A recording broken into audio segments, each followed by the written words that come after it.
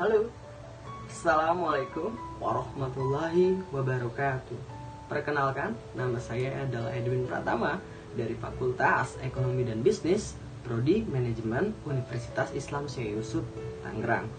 Baiklah, pada kesempatan video kali ini, saya akan menjelaskan atau membahas seputar perusahaan leasing dan bagaimana sih cara kita untuk memilih perusahaan leasing yang baik dan legalitas.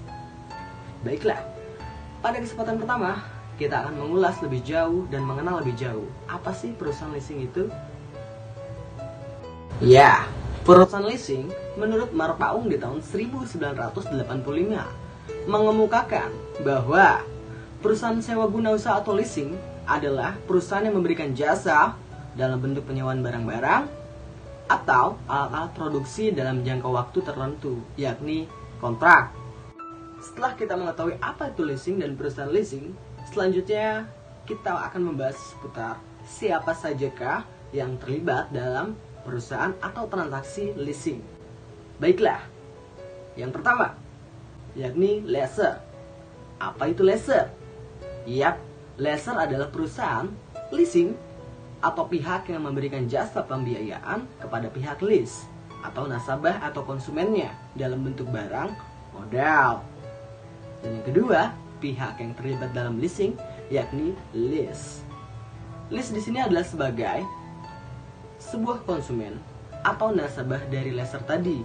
Berarti lessor adalah sebagai perusahaan leasing dan lease adalah sebagai nasabahnya secara sederhana. Dan yang ketiga, pihak yang terlibat dalam leasing adalah supplier. Ya, supplier ini diidentikan dengan pihak ketiga, yang dimana perusahaan atau pihak yang mengadakan atau menyediakan barang untuk dijual kepada lease dengan pembayaran secara tunai oleh lessor.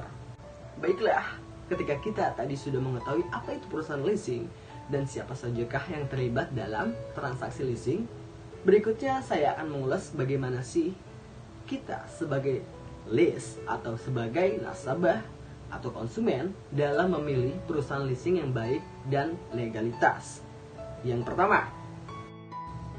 pertama adalah cari tahu dulu mengenai reputasi dan legalitas perusahaan leasing tersebut. Ya, hal pertama yang perlu dilakukan oleh kita sebagai lease adalah mencari tahu dulu mengenai reputasi perusahaan leasing inceran kita. Seperti, apakah selama setidaknya 1 tahun reputasi perusahaan leasing tersebut terbukti baik tanpa ada berita kurang mengenakan mengenai kinerja leasing. Dan apakah perusahaan leasing ini memiliki tanda daftar perusahaan yang jelas, TDP, dan serta sudahkah perusahaan leasing tersebut memiliki surat izin usaha atau SIUP. Langkah selanjutnya, cara memilih perusahaan leasing, yakni yang kedua, perhatikan harga penawaran dan jangka waktu pembayaran. Ya, jika sebelumnya kita sudah identifikasikan bahwasanya perusahaan leasing ini sudah memiliki TDP dan SIUP tadi, jangan lupa perhatikan pula harga penawaran dari pihak leasing. Misalnya, jika perusahaan leasing tersebut menawarkan tawaran yang menggiurkan seperti uang muka rendah, down payment, maka cermatilah dahulu, jangan gegabah. Seperti, apakah bunga dan waktu cicilan yang ditawarkan sesuai dengan kemampuan kita? Dan berapa besar denda yang harus kita bayarkan apabila kita terlambat dalam membayar kredit. Setelah kita setuju dengan harga dan ketentuan waktu cicilan tadi, maka langkah ketiga, cara memilih perusahaan leasing, yakni kita harus melihat adakah asuransi selama masa kredit. Ya, kita pun perlu memikirkan ada tidaknya asuransi selama masa kredit berlangsung.